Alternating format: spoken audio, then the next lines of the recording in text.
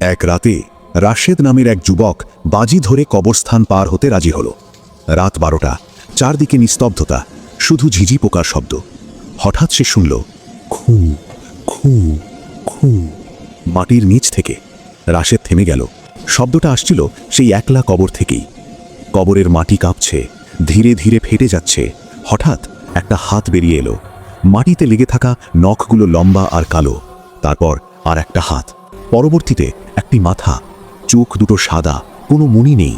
মুখটা আধখানা পচে গেছে, কিন্তু ঠোঁট নড়ছে। আমি ডাকছিলাম, কেউ শোনেনি। রাশেদ দৌড়াতে চাইল, কিন্তু পা নড়ল না। তার পায়ের নিচে কবরের ভেতর থেকে আরও হাত উঠে এসে তাকে ধরল।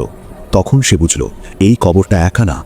পরদিন সকালে গ্রামবাসীরা কবরস্থানের কাছে রাশেদের লাশ পায়।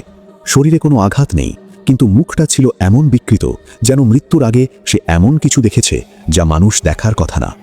আর সবচেয়ে ভয়ঙ্কর ব্যাপার, সেই একলা কবরের পাশে এখন আর একটা নতুন কবর, নামহীন, ফলক ভাঙা। আর গভীর রাতে আজও শোনা যায়, আমি ডাকছিলাম।